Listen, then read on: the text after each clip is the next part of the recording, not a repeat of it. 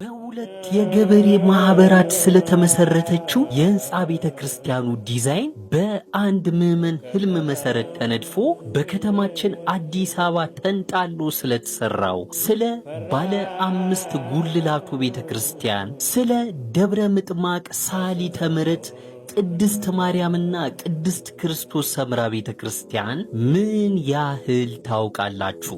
ውድ ቤተሰቦቼ እነዚህ የቤተክርስቲያን ምስረታ ታሪኮችን ለብዙ ሰዎች አደርስ ዘንድ ላይክ፣ ሼር እና ኮፒ ሊንክ አድርጋችሁ እንድታግዙኝ ስል እጠይቃለሁ።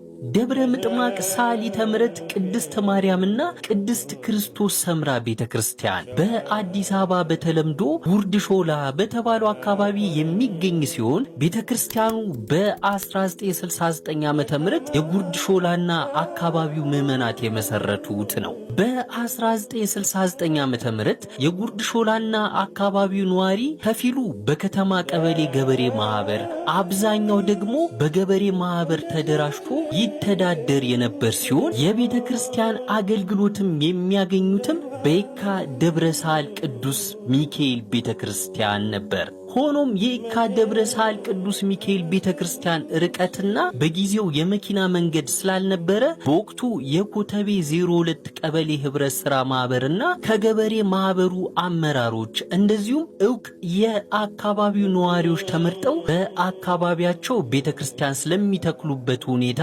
መነጋገር ጀመሩ። በጊዜው ሁለቱም ማህበራት የየክልላቸውን መሬት ያስተዳድሩ ስለነበር ለቤተ ክርስቲያን የሚሆን ቦታ ሲመርጡ መጀመሪያ የታጨው ቦታ ጉርድ ሾላ ኮሚሽን ትምህርት ቤት ወረድ ብሎ ያለው ሜዳ ነበር። ይሁን እንጂ ቦታው ዝቅዝቅ በመሆኑ የቀድሞ ሐሳባቸውን ለውጠው አሁን ቤተ ክርስቲያኑ የሚገኝበት ቦታ ከፍ ያለ በመሆኑ ምክንያት ምርጫቸውን በዚህ ቦታ ላይ አጸኑ። የተመረጠው ቦታም የገበሬ ማህበሩ ይዞታ ስለነበር ማህበሩ 20,000 ሄክታር መሬት ለመስጠት በመስማማት ጥያቄያቸውን በጋራ በመሆን ለአቃቂ ወረዳ አቅርበው ካስፈቀዱ በኋላ የቤተ ክርስቲያን ፍላጎታቸውን ደግሞ የጠቅላይ ቤተ ክህነት የወቅቱ ፓትርያርክ በሆኑት በብፁዕ ወቅዱስ አቡነ ተክለ ሃይማኖት ፊት አቀረቡ። ቅዱስ ፓትርያርኩም ያለምንም ማመንታት የገበሬ ማህበሩንና የከተማ ቀበሌ ማህበሩን ነዋሪዎች የጋራ ጥያቄ ተቀብለው መልካም ፍቃዳቸውን በመስጠታቸው ምዕመኑ በደስታ ፈጥኖ መቃኞ ቤተክርስቲያን በእንጨትና በጭቃ ሰርቶ ከጨረሰ በኋላ ጥር 29 ቀን 1969 ዓ.ም በብፁዕ ወቅዱስ አቡነ ተክለ ሃይማኖት መልካም ፍቃድ የእመቤታችን ጽላት ከጠቅላይ ቤተ ክህነት መጥቶ ቅዱስ ፓትርያርኩም ቤተ መቅደሱንና ቦታውን ባርከው ታቦተ ሕጉ ወደ መንበረ ክብሩ እንዲገባ ተደረገ። ደብረ ምጥማቅ ሰዓሊተ ምሕረት ቅድስት ማርያም ቤተክርስቲያን ተብሎ የተሰየመው በዚያን ጊዜ እንደሆነ የቤተክርስቲያኑ ታሪክ ይገልጣል። በ1986 ዓመተ ምህረት ቤተክርስቲያኗ ከተተከለች ከ17 ዓመታት በኋላ የነበረው መቃኞ ለአገልግሎት በጣም ጠባብ ከመሆኑና ግድግዳው መፍረስ በመጀመሩ ምክንያት የአካባቢው ምዕመናን 37,000 ብር በማሰባሰብ በግምት የአሁኑን ቤተልሔም የሚያክል አነስተኛ ህንጻ ቤተክርስቲያን ለመገንባት መሰረት ወጥቶ ሳለ የወጣው መሰረት ጥልቀት ስላልነበረውና ላዕላይ አካሉን መሸከም እንደማይችል በመታመኑ በተጨማሪም ስፋቱም ከመቃኞ ብዙ ያልተለየ ስለነበረ በወቅቱ በሰበካ ጉባኤ አስተባባሪነት ህዝቡ ተወያይቶ እንዲፈርስና በቦታው ሌላ ተስማሚ ሰፊ ህንጻ ቤተክርስቲያን እንዲሰራ ተወሰነ። በዚህ ሁኔታ ላይ እንዳለ አቶ ደጀኔ ዳምጠው የተባሉ የቤተ ክርስቲያኑ ምዕመን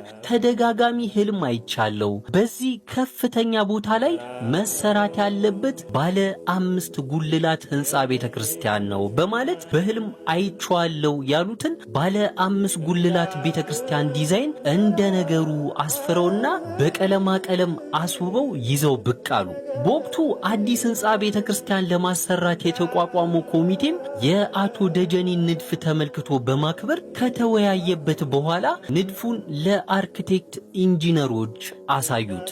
በኋላም የአቶ ደጀኔ ህንፃ ቤተክርስቲያን ንድፍ ኢንጂነር አበራሽ በተባሉ ሰው መሪነት ቴክኒካል ዲዛይኑ ተጠንቶና ተሰርቶ ለህንፃ አሰሪ ኮሚቴ ቀርቦ ከታመነበት በኋላ በብፁዕ ወቅዱስ አቡነ ጳውሎስ ርዕሳነ ሊቃነ ጳጳሳት ዘኢትዮጵያ ወጨጌ ዘመንበረ ተክለ ሃይማኖት የመሰረት ድንጋዩ ተቀምጦ ስራው ተጀመረ። ይህ ህንፃ ቤተክርስቲያን በሰበካ ጉባኤው መሪነት በህንፃ አሰሪ ኮሚቴ አስተባባሪነት በምዕመኑ ርብርብ በ1997 ዓ.ም ስራው ተፈጽሞ ግንቦት 21 ቀን በዛው ዓመት ታቦተ ሕጉ ወደ አዲሱ ህንፃ ቤተክርስቲያን ገብቷል። በተጨማሪም በቤተክርስቲያኑ የቅድስት ክርስቶስ ሰምራ ታቦት የሚገኝ ሲሆን ከቤተክርስቲያኑ መስራቾች መካከል ሊቀ አበው አባ እሸቴ ተክለ ሃይማኖት ተጠቃሽም ናቸው። እስኪ ስለ ደብረ ምጥማቅ ሰዓሊተ ምሕረት ቅድስት ማርያምና ቅድስት ክርስቶስ ሰምራ ቤተክርስቲያን የምታውቁትን